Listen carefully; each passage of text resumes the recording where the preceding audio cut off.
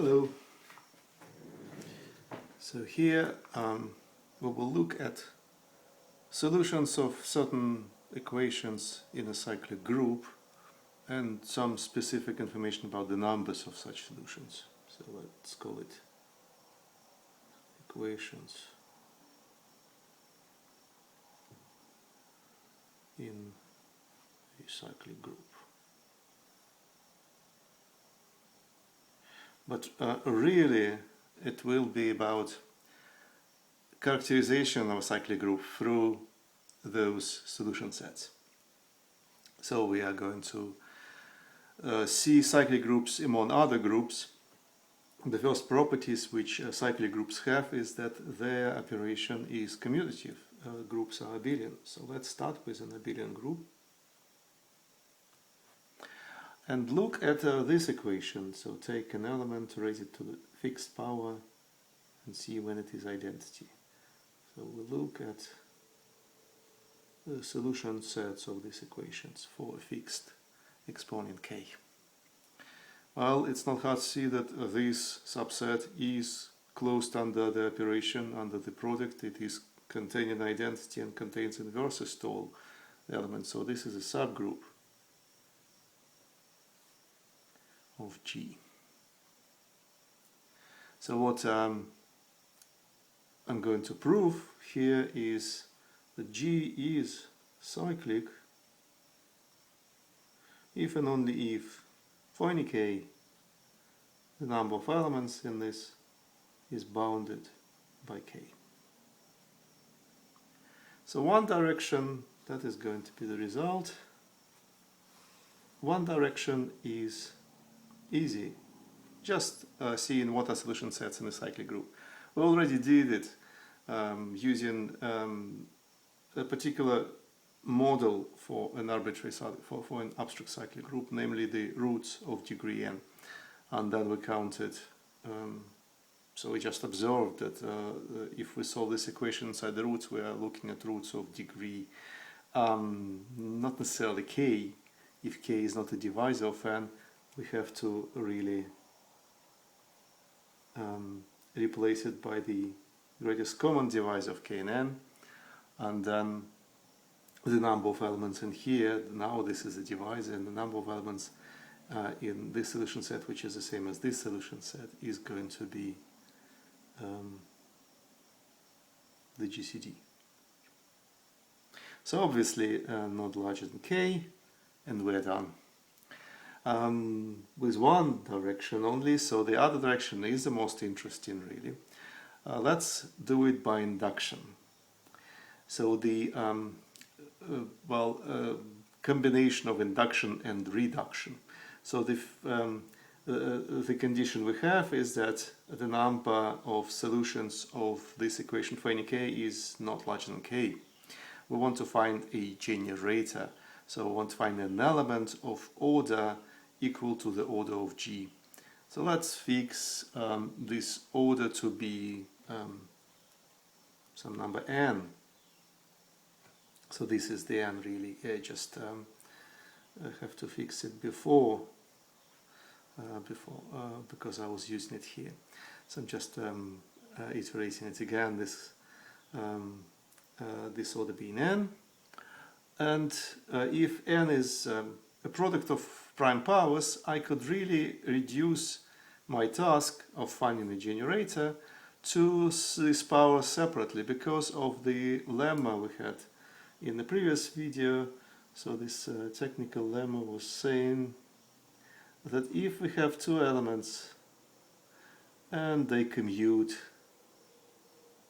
well, everything commutes for us, and then their orders are coprime, then we can be sure that the order of their product is the product of orders. And that's what we will have if n is a product of coprime factors like prime powers. So if we know how to find elements of the order of those prime factors, we can then multiply them and get the product of orders for the order of the product. So that would be way of putting together generators for these orders. And that's what I'm going to construct first. I'm going to assume that the order of the group G is a prime power. Well, again, just to finish the reduction will be really looking at a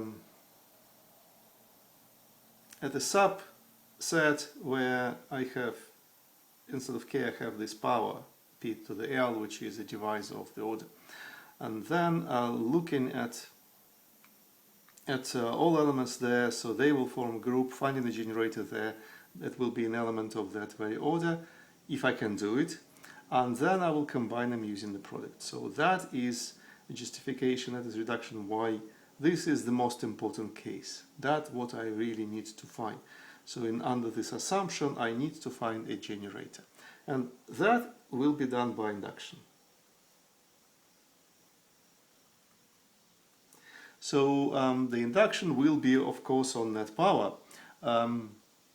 By induction, if I look at subgroup in this group, which are solutions of the equation here with k being the previous power of my prime, then by induction I have a generator there. So I have an element f of order p to the l minus 1.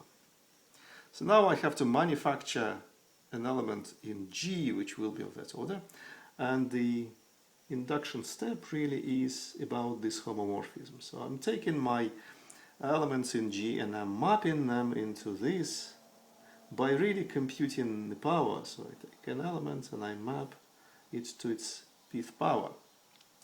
That is a homomorphism. First thing to check, multiplicative, easy, because of abelianness, of course. And obviously the order of this will have to be the order of x divided by the GCD of the order of x and p.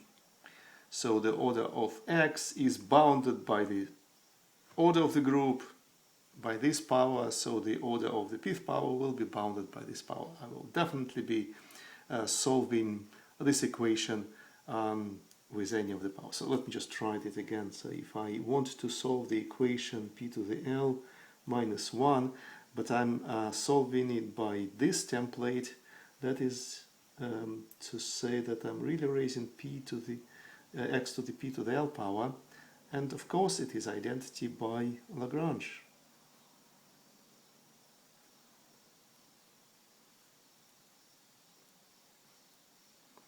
So that's why I'm always ending in this subgroup with my homomorphism. So now let's look at the kernel of this homomorphism. Let's call this homomorphism phi.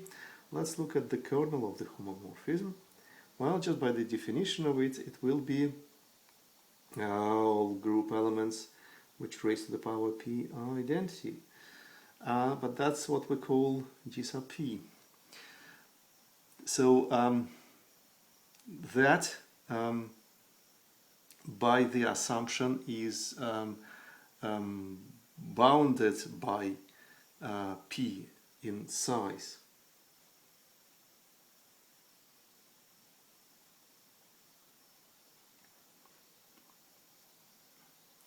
And well, I can just use this inequality, but what will really happen is that it will have to be equal in the order of this subgroup will have to be really exactly p, because yeah, what do we have? So we have now the ingredients for applying the first isomorphism theorem, rather this corollary, because we know the size of the, or estimate for the size of the kernel, and hence the image of the homomorphism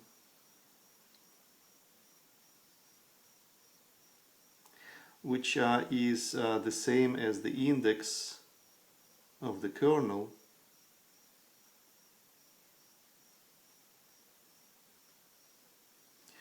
now is bounded so that this denominator is bounded from above, so now it is bounded from below by p to the L minus 1.